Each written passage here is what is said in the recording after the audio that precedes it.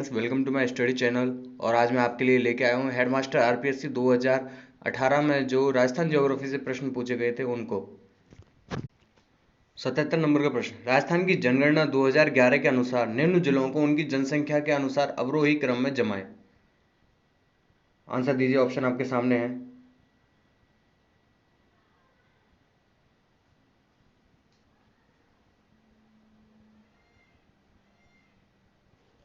तो यहाँ सही आंसर है जयपुर, जोधपुर, अलवर और नागौर। तो ये हैं राजस्थान की सर्वाधिक जनसंख्या वाले जिले अवरोही क्रम में। जयपुर, फिर जोधपुर, फिर अलवर, फिर नागौर, फिर उदयपुर। तो यहाँ इसकी ट्रिक भी है इसे याद करने की। जैसे जोधपुर का जे, अलवर का ए, नागौर का एन और उदयपुर का यू और जयपुर का जय, तो जय जानू। प्रश्न पूछा गया था निम्न में से कौन सा युग्म सही नहीं है। यहाँ खनिज दिए हुए हैं और उनकी खान बताइए, कौन सुमेलित नहीं है। वीडियो पॉज करके आंसर दीजिए।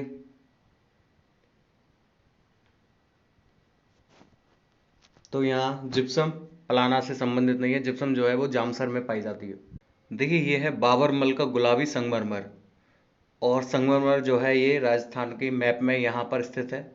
वीडियो जूम करके देखिए। और यहाँ देखिए यह चित्र है राजस्थान की यूरेनियम खान का, जो कि कुराड़िया नागौर में पाई गई है। और यह है राजमहल टोंक का, जहाँ तांबड़ा पत्थर के लिए फेमस है। और यह है तांबड़ा पत्थर। अगला प्रश्न, निम्न युग में से कौन चौधरी कुंभा राम नहर द्वारा लाभान्वित है। यहाँ ऑप्शन दिए हैं आपके सामने, आंसर दीजिए।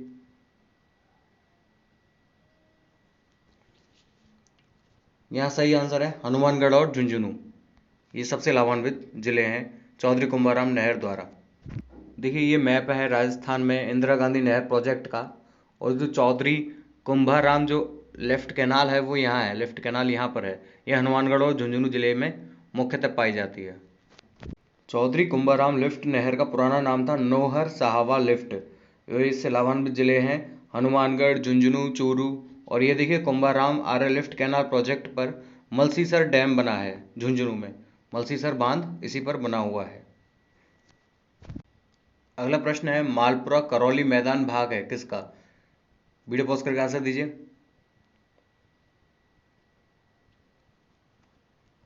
तो यहाँ सही आंसर है बनास बेसिन का। बनास बेसिन का यह एक भाग है।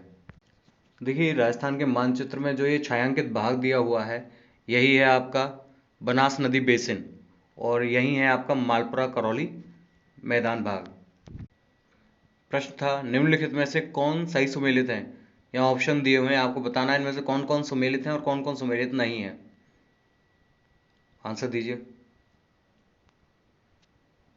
देखिए घग्गर का मैदान जो है वो गंगानगर हनुमानगढ़ जिले में ये सुमेलित है।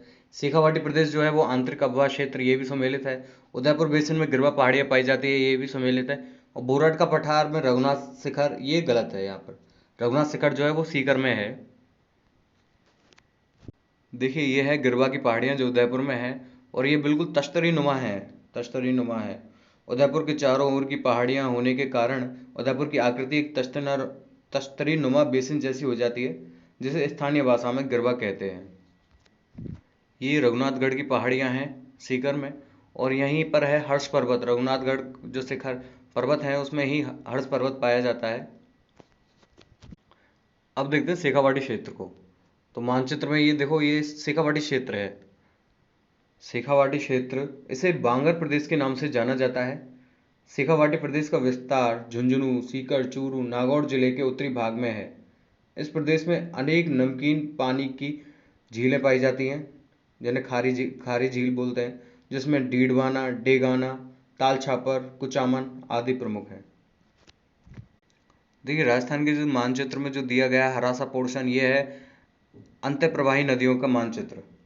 तो गंगानगर, अब घग्गर प्रदेश के बारे में बात करते हैं। गंगानगर और हनुमानगढ़ जिलों का लगभग 75% भाग जो है वो घग्गर प्रदेश के अंतर्गत आता है।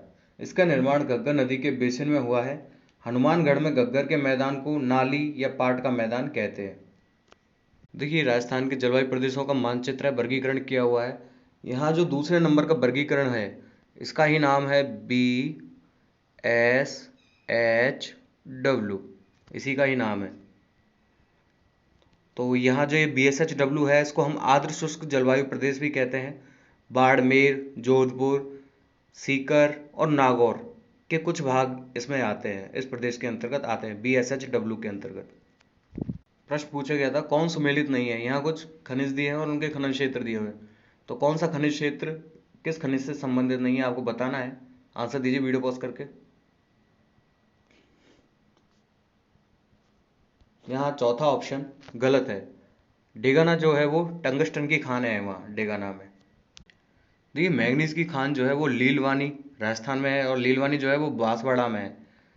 तो यहाँ ये मैग्नीज का जो खनन क्षेत्र है ये दिखाया गया है। और मैग्नीज का एक प्रमुख अयस्क है साइलोमेलिन, साइलोमेलिन इसका एक प्रमुख अयस्क है। तो लीलवानी जो है वो बांसवाड़ा में है।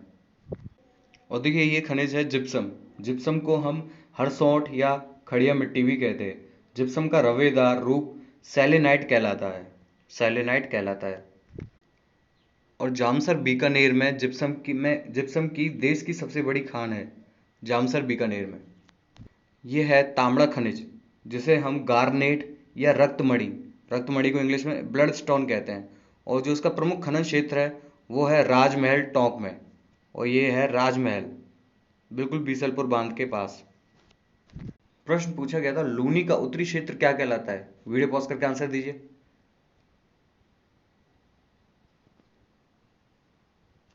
तो यहाँ सही आंसर है थाली कहलाता है, उत्तरी क्षेत्र थाली कहलाता है।